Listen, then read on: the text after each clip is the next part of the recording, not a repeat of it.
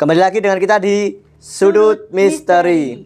Nah, kali ini kita bakal kedatangan narasumber kita yang bakal mengulik atau mengupas cerita-cerita mengenai hal-hal mistis, hal-hal horor yang ada di Pura Mangkunegaran. Mungkin langsung aja ya guys, kita Langsung bisa aja. panggilkan. Monggo, silakan Mas. Ya, Mas, ini boleh saya pakai? boleh. Sebelumnya dipakai dulu Mas.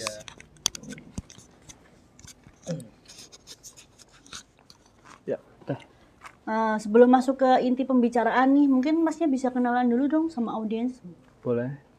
Kenalin, namaku Bayu. Rumahku di Jalan Ngarsopuro. Tepatnya di mana Mas? Tepatnya di belakang pasar antik, Mas. Pasar Antik. Oh, Pasar Triwindu itu. Ya, benar, pasar Triwindu, Mas. Oh, Pasar Triwindu. Ya, pasar Triwindu. Nah, Mas, ngomong-ngomong soal Pura Mangkunegaran, kan rumahnya Mas Bayu kan dekat dengan Pura Mangkunegaran. Ya, Mas. Nah, pengalaman hal-hal mistis apa yang dialami Mas Bayu ketika berada di sekitaran Pura Mangkunegaran? Oh, ada, Mas. Ini kejadiannya di rumah sendiri, Mas. Oh iya. Waktu itu saya di dalam rumah ya, Mas. Ya. Di teras rumah saya tuh dari luar saya melihat ada sosok hitam berdiri itu, Mas, dekat jendela. Itu saya sempat ya bodo amat lah ya, Mas. Tiba-tiba tapi dia tuh kayak ganggu gitu, Mas. Dia ngelempar batu-batu kecil, ngetok-ngetok jendela gitu. Saya beraniin keluar, Mas, buat ngecek. Takutnya itu kayak orang jahil gitu tok ya, Mas. Saya cek ternyata nggak ada apa-apa, Mas, di luar. Pas saya cari lagi, itu malah saya mendengar suara-suara gamelan gitu, Mas. Ya, suara-suara Itu gamelan. suara gamelannya itu dari Pura Mangkunegaran, Mas? Ya, Mas, dari Pura Mangkunegaran, Mas. Malam hari? Pas malam hari. Iya, iya. Terus apa lagi, Mas? Selain suara gamelan mungkin pas saat Mas Bayu bisa atau keluar atau main di sekitaran Main Pura di sekitaran Mangkunegaran? Oh, ya. Mangkunegaran gitu. Ada nih. Waktu itu di pas jam 11 malam nih, Mas. Iya. Rokok saya kan habis nih, Mas. Saya mau ke Indomaret, mau beli rokok. Saya pas waktu itu mau ngeluarin motor tuh, pas mau dihidupin nggak nyala, Mas, malah, Mas. Itu motor malah mati. Saya bingung sendiri waktu itu. Soalnya itu motor harian ya, Mas. Dipakai buat kuliah, buat main gitu. Kok tiba-tiba mati malam itu mau keluar. Saya cek lagi, saya hidupin nggak bisa. Terus tiba-tiba nggak ada angin, nggak ada hujan tuh, kotak wadah buat alat-alat di atas lemari garasi itu jatuh, Mas. Itu jatuh berantakan. Saya kaget itu. Saya kesana, saya rapiin lagi, saya masukin lagi dalam kotak. Itu malah di buntut mata saya tuh, samping mata tuh lihat sosok hitam duduk di motor, Mas. Ya, duduk di motor itu. Terus saya udah kaget kan, itu sudah batin kalau wah, ini apa itu? Kan ya, pasti Iya, ini apa?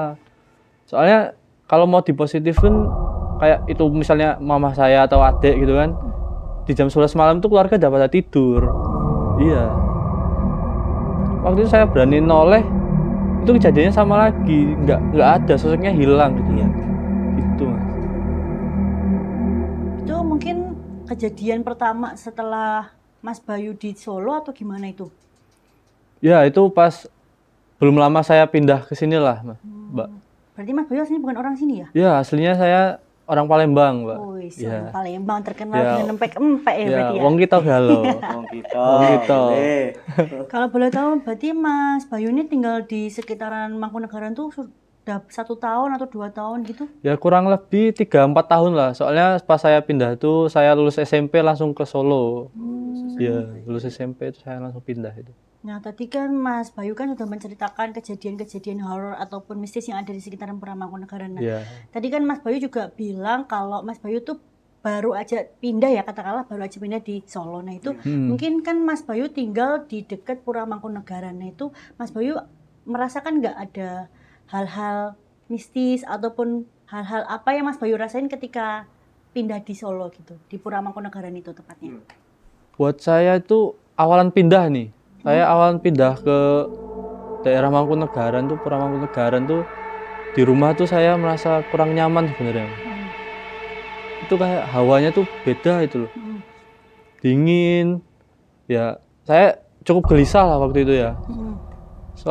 Pas malam-malam ada suara juga, suara-suara gamelan. Itu cukup ya itu barulah buat saya ya, buat dari orang luar Jawa ya Mas.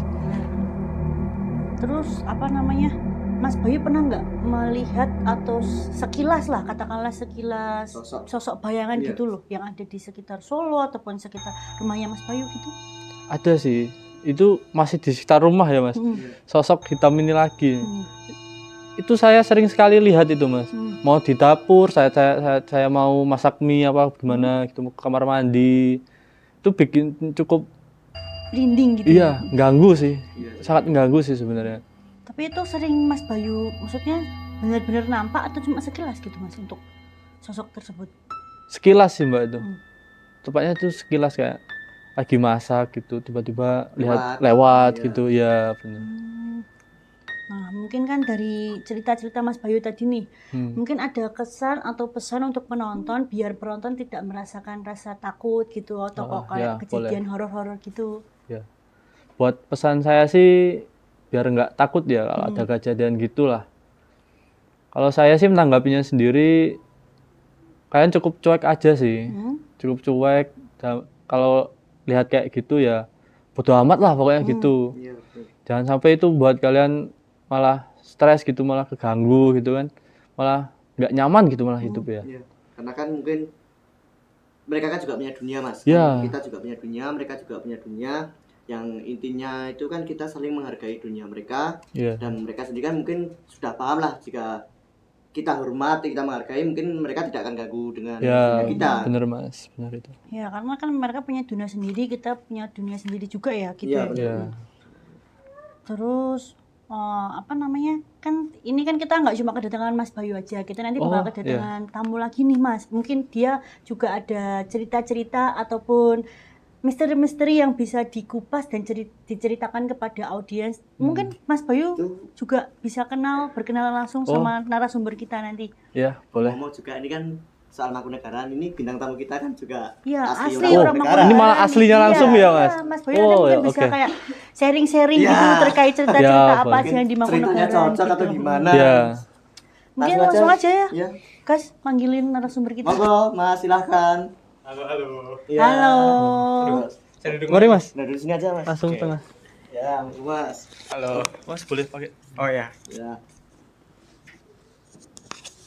Nah, tadi kan kita sudah sama Mas Bayu. Nah, kita kedatangan lagi nih salah satu narasumber kita dan dia adalah asli orang Mangkunegaran. Mungkin sebelumnya Masnya bisa perkenalan terlebih dahulu. Oke, halo. Namaku Rizky, bisa dipanggil RZ. Rumahnya RZ.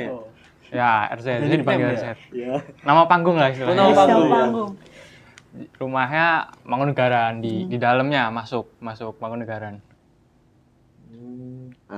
Ya. Halo Mas Rizky, selamat datang di Sudut Misteri. Boleh dong diceritain Mas, pengalaman Mas Rizky yang pernah dialami, pengalaman pribadi. Pengalaman dari pribadi ya. Dari pribadi mungkin ini sih.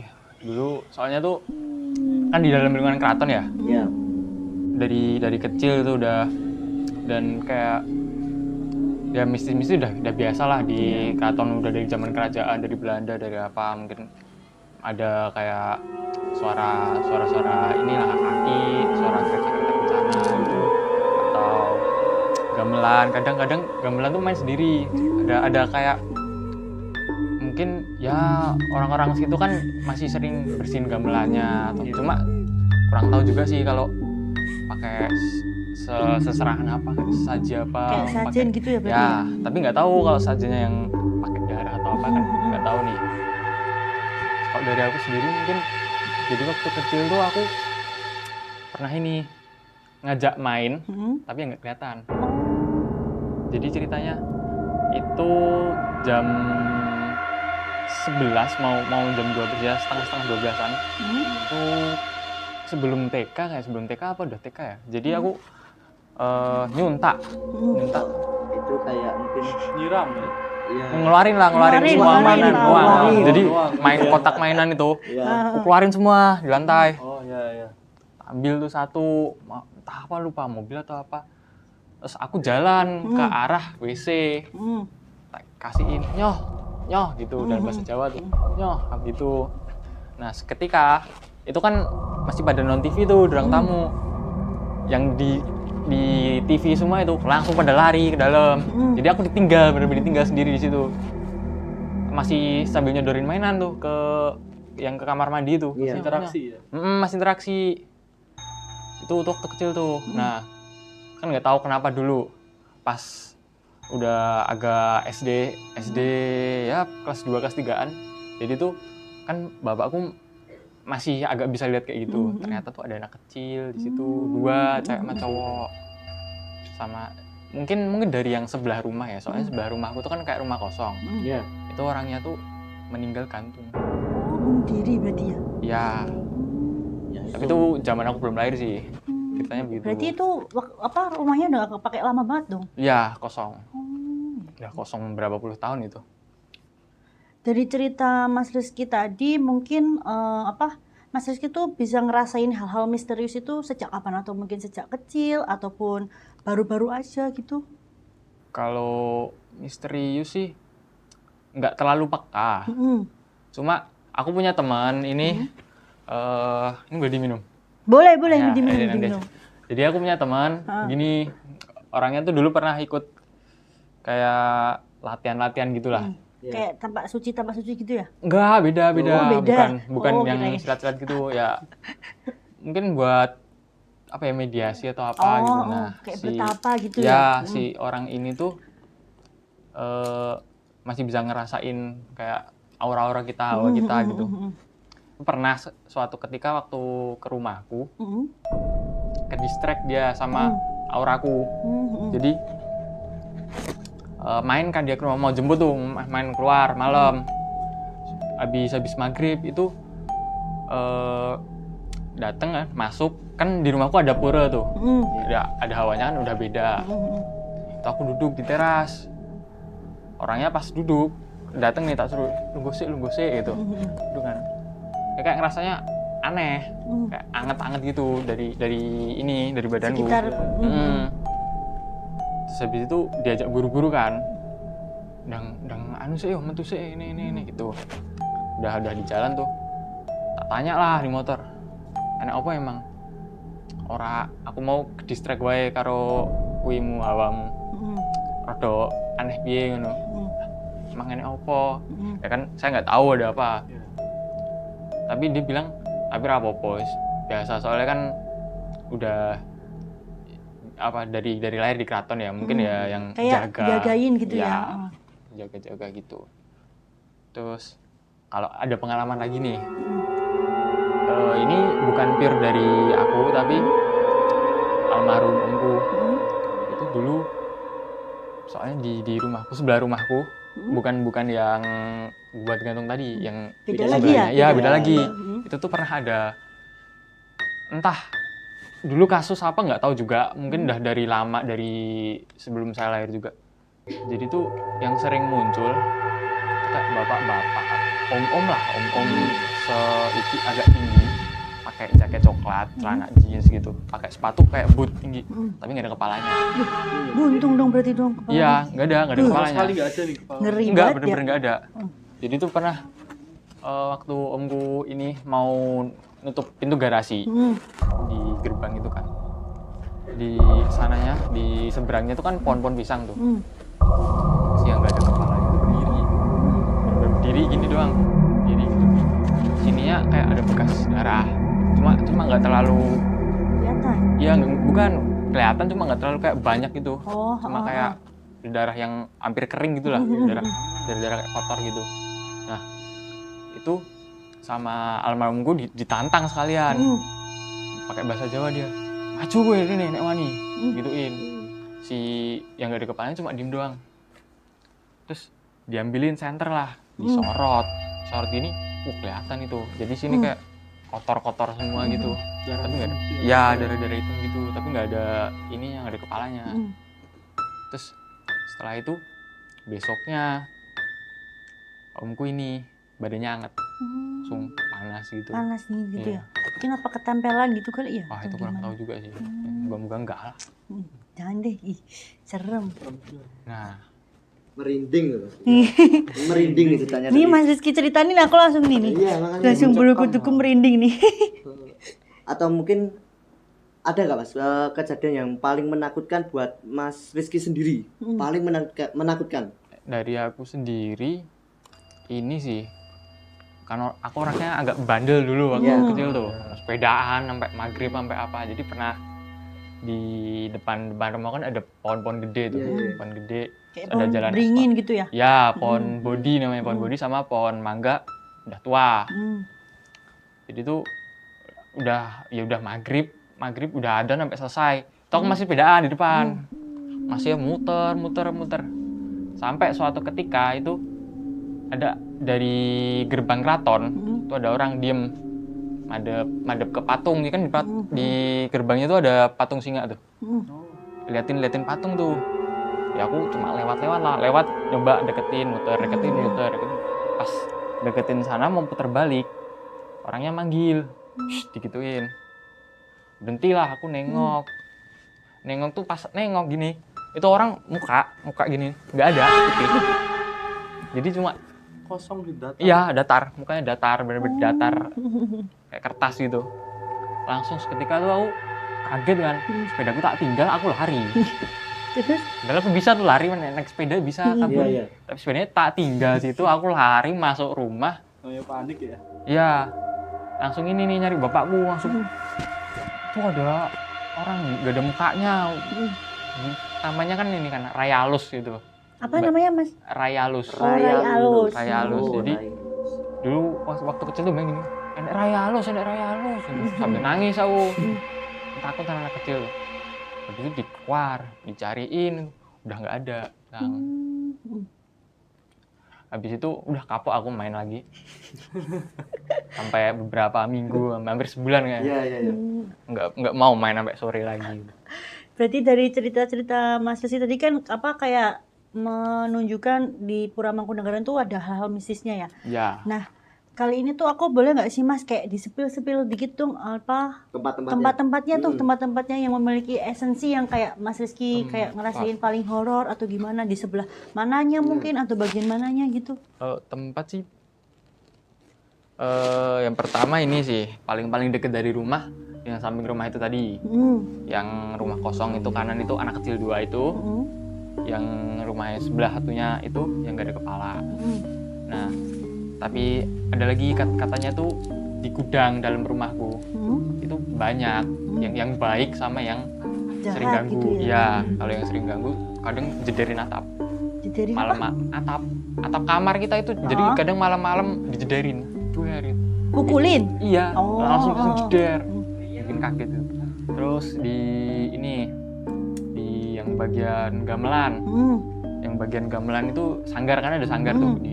Kadang gamelannya bunyi cuma nggak berirama, kayak cuma gonggong doang, deng malam-malam, apa nggak kenong doang gitu. Terus ada di yang bagian kereta kencana.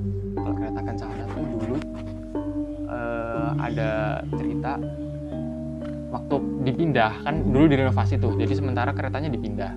Itu waktu dipindahin ada suara nangis teriak-teriak gitu. Terus dan yang mindahin, yang orang-orang bantu mindahin itu harus pakai apa namanya, samir. Samir tuh apa itu? Samir itu kayak bukan kalung, tapi biasa orang-orang Katon pakai. Oh, yang dipakai orang-orang ya, Katon tuh yang gede kayak bandul itu ya? Ya, bukan bandul, kayak sabuk tapi yang di leher itu. Oh ya. Tuh terus di yang bagian sanggar tapi yang dalam itu sering dijederin pintunya. Itu tapi nggak tahu yang dijederin wujudnya apa. Jadi sering tuh tiba-tiba lagi duduk-duduk gitu kan, dari dalam padahal itu tempat kosong cuma buat kayak nyimpan pusaka. Berarti situ tuh masih kental banget ya Mas budayanya sama budaya Jawa, kayak pusaka-pusaka, terus kayak gamelan-gamelan gitu. Masih. Kalau boleh tahu kan, berarti kan kalau Pura Mangkunegaran itu identik dengan tarian ya. Tarian. Nah itu di situ tariannya tuh mungkin ada hal-hal yang mistis atau gimana gitu, mungkin sekitar cerita tentang tarian itu. Tarian mistis mungkin kayaknya nggak terlalu sih, tapi ada tarian yang ada aturannya sendiri. Jadi penarinya harus belum boleh nikah, harus perawan. Terus kalau pas nari itu nggak boleh mens. Kalau pasarnya nggak boleh haid. Ya, nggak boleh lagi haid. Jadi kalau melanggar kayak aturannya itu nanti kayak kena sialnya gitu. Soalnya dulu pernah dengar ada cerita si penari itu mens, tapi tetap bawain tariannya itu. Alhasil pernah waktu hamil keguguran. Wih, ngeri juga ya. Gara-gara dia nekat nggak mau Iya. ikutin peraturan itu ya. Langsung. Serem juga ya berarti ya. Tapi Mas Rizky sekarang udah kayak ngerasa biasa nggak sama hal-hal kejadian horor kan? Mas Rizky kan berarti kan udah lama ya di Mangkunegaran ya.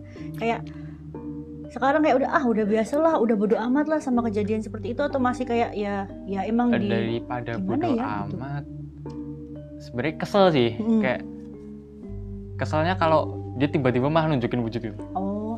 Kalau misal mau nggak kamu kayak jederin, jadi ya silahkan jeder tantang sisan, jeder-jederan. Tapi kalau tiba-tiba nih, misal lagi tiba-tiba muncul poci gitu kan, kaget lah kitanya.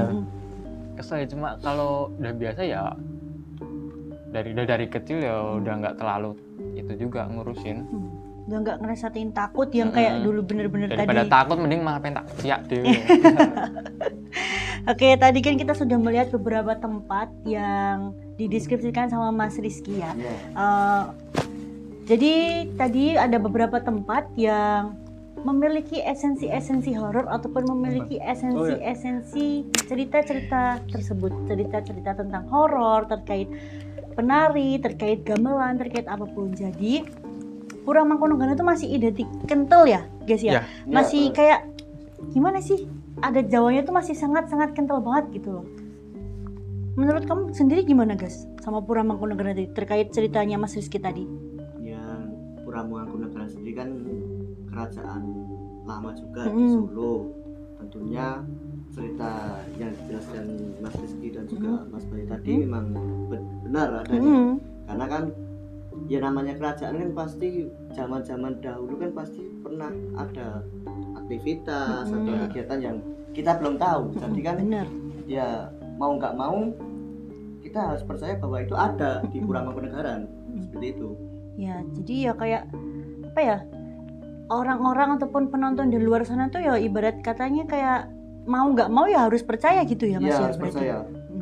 Oke, terima kasih ya kepada Mas Bayu dan Mas Rizky yang sudah hadir di Sudut Misteri kali ini.